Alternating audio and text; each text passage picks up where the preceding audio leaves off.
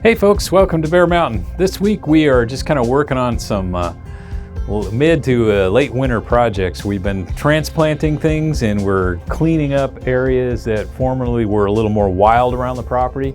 This area right here is kind of a maple, birch tree, oak grove. We got some grapes on the far side, but we've been cutting out all the underbrush out of it. And we're gonna have a nice big biochar fire going here pretty quick. And we've also been transplanting roses that we've had in various parts of the property. And back over here in the shade, we had some roses that we pulled out. We moved these guys over into a new area where there'll be sunshine to kind of help reinvigorate them. These trees all on our property were planted by us when we first moved here as young pups. And as you can see now, after, well, what, 30 plus years? They've gotten a little big.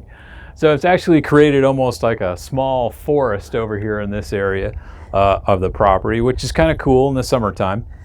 But we wanted to make sure that, you know, we had roses in here before when it was more wide open, and we're transplanting those guys out and trying to get them rejuvenated.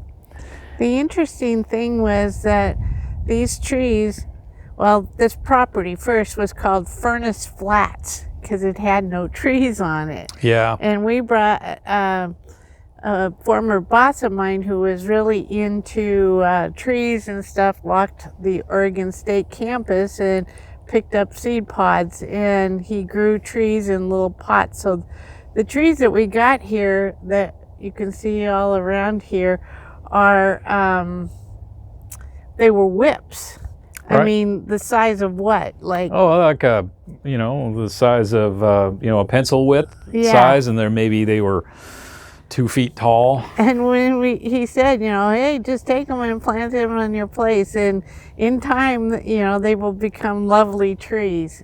And we just looked at them and went, wow, they're so small. Yeah, but for us back in those days, it was great because they were free. They were free. But anyway, so we've got we have a maple, a couple of birches, the pin oak. And then another maple over there that's getting started. So. And I don't know what that one over. That's also a maple too, yeah.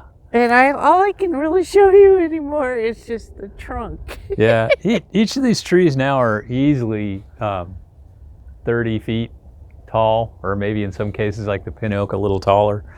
So they've grown really well here. And so this area is we're revamping is because we get sunshine over here, but it's shade over here. And there's really shady when you're closer to the oak tree, but there's a kind of interim where it's dappled during part of the day. And what we thought we'd do this is where the roses end, and we're getting some rhubarb plants just for our own personal consumption. So we thought we'd put a few of those in there, and then also plant some more shade tolerant flowers in the summertime with it too. That, and we also are going to move some sword fern type. Yes. Ferns that we have around here. Down in the area. To put it in here. In here, yeah, down in the area where there's more shade. We've had some natural ferns that have just kind of popped up on the place, and so we want to get those guys into a better place. Well, this was a big job because, as you can see, all the piles down below, this was lots of vegetation that had to be cleaned out. And, of course, the main vegetation was blackberries, of course. Yeah, speaking of, we're going to show you another area. We'll just take a walk over and take a look at it. We're getting blueberry plants in the next week or so. And we're going to create kind of our own. We're getting, I think, approximately 10 blueberry plants. And so there's a couple different varieties. So the idea is we wanted to kind of make it a natural hedge at a base of a retaining wall, but at the same time too be getting like a seasonal type thing. So they'll start early and go later, meaning we'll start getting blueberries sometime in like middle of July, and it'll continue into first part of September. So we'll get kind of a nice harvest of fresh berries. So let's go take a look at that area that we've got revamped up. It's exciting because it's dirt. Okay, this area here is kind of a terraced retaining wall. And the bottom area used to be years ago when we first put this in, it was kind of an herbal garden. We had a lot of things in here like sages and mints and things. That was a mistake. Lemon balm also. Lemon balm. That was a mistake. And it kind of got neglected, and over the years, and it just needed to be refurbished. So we grubbed out anything that was growing in here, which we had a lot of these guys, blackberries. And I got a big pile of them right behind me over here that we're going to turn into biochar. I took all that stuff out of these two sections of wall. This side here is about 25 feet, and this section over here is 35 feet. So what we're going to be doing is we're going to be, the primary thing that's going to grow in here are some blueberry varieties that don't get super tall. We're talking about 4 to 5 feet type plants, and we're going to be putting those kind of towards the middle of the area, and then underplant them with things like spring bulbs or low growing summer blooming type things. Once we get it planted, we'll be putting like a wood chip or bark dust, or basically a wood ground up wood refuse like we get from tree pruning companies over the top. If we don't have enough of that, we may go to old rotted hay just to kind of keep it moist and all that. We do have water irrigation that we can have in here. We can reconnect from our irrigation line up here, and we can go underneath our steps so we can get to both sides, and shouldn't be any problem keeping the thing watered.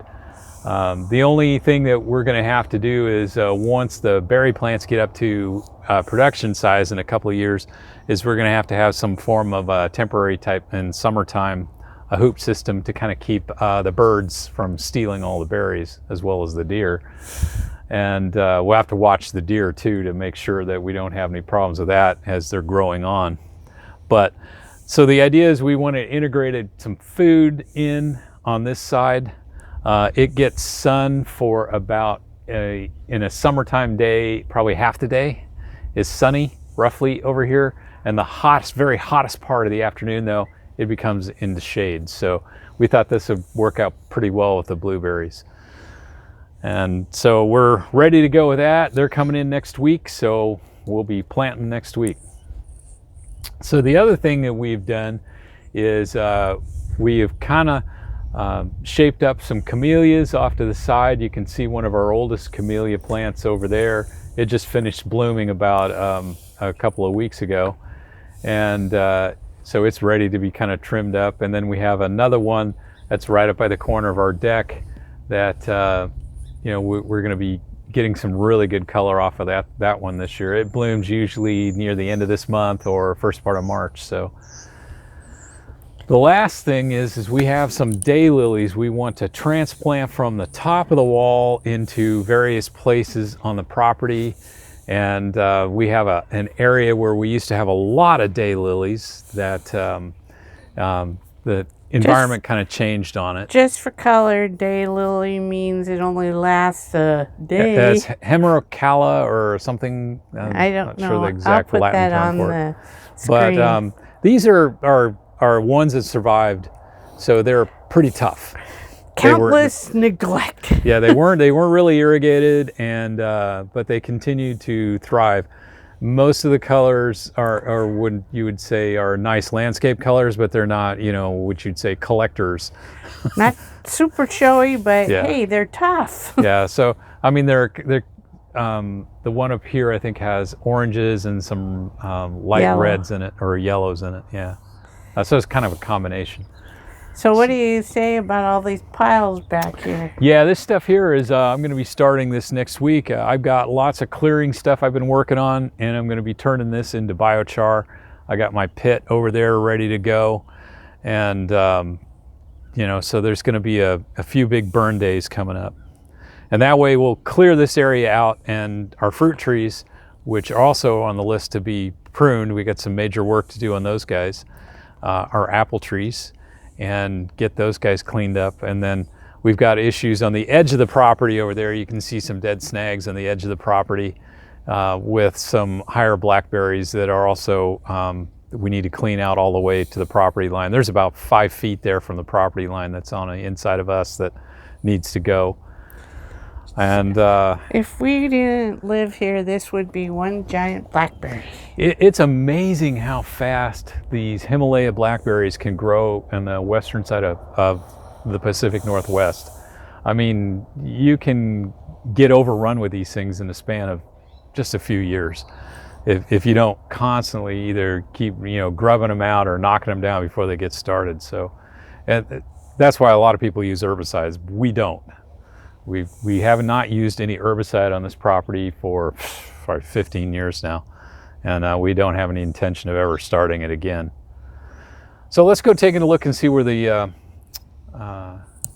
daylilies are at and what stage they're at this point in February. Okay, this patch of daylilies has kind of been here for a long time, but it's not a really great place for it anymore.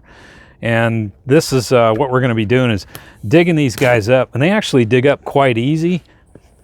Well, that was the theory anyway. And just a matter, I mean, the root mass on this is probably pretty big. They've been here for what? Oh gosh, at least probably 20 years. Yeah. And it should have been divided many, many eons ago. Yeah. Because they just don't grow as well. The literature says that they should be divided about every 4 to 5 years. And we didn't do that. No, these have never been divided. So, hope you don't mind my backside there. We also look like we need to amend the soil. Well, it's not rocky. No. So we got that. Oops. This should be typically done in the fall, late fall. Yeah, we had a few other things going. Oh, there's a blackberry there. Or very early spring, late winter, early spring, which is kind of where we are right now. That was the other thing is we had a blackberry that grew in the middle of this thing. There it is. Okay. Well, it's just a matter of kind of dividing these guys up. You can see the roots. That's blackberry, don't need that.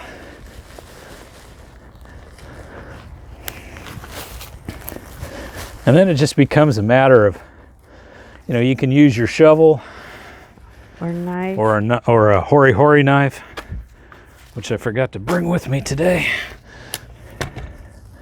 But it's just a matter of getting them cut up into clumps. There's a classic example. It'll be ready for transplant. Luckily, things aren't too muddy today. So yeah, I'll be able to divide these up. Quite a few. Oh man, we'll have so many.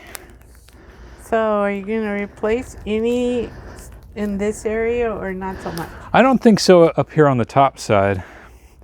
So what I'm thinking is I do have some areas around the side of the house over here that might be a good thing to put along there, or we'll hold back a few and see maybe if I can tuck some in, like the corners of the retaining wall where we can't put the blueberries. So, because they don't get super tall, but this variety will get, About 3 foot yeah. ish, Yeah. maybe. And that's most of its bloom stalk. So, but that's kind of the basics of it. And so we'll take a few crates of that out. And I thought I'd show you guys one other thing is we've been getting ready to transplant a bunch of Alstroemeria too. So we can go take a look and show you how much one little patch of Alstroemeria that was in a 4 foot by 12 foot box gave us in plants. It's amazing. Let's go take a look. Okay, this box right here that's in front of me, we dug out, it was full of a orange, kind of a fairly bright orange Alstroemeria that actually had pretty good height. But it was, again, it's something that really needed to be divided out and kind of like move some of it to a different area. We've got a stair step box over here that we're repairing that we're going to have 2 types of Alstroemeria in it. We have what's called Pacific Sunset, is kind of a common one that's available, plus the orange one we dug out. Out of this one box here, which is 4 foot by 12, we dug out 3 pretty full crates of Alstroemeria tubers, and it doesn't take much to establish an Alstroemeria plant. You just need a piece of the root and some of the tubers along with it. Looks pretty floppy, but this will create a whole brand new Alstroemeria plant. So we're gonna have a lot of stuff from taken out of here that we just don't need. So we're gonna plant what we can, get some good ones in, take the best and compost the rest. So we're gonna be planting landscape. Yeah, so we're gonna be planting patches in there. And then we got the daylilies we're gonna put back behind the boxes over there. That's kind of got a nice sunny area to it, and that'll give a nice good color right there.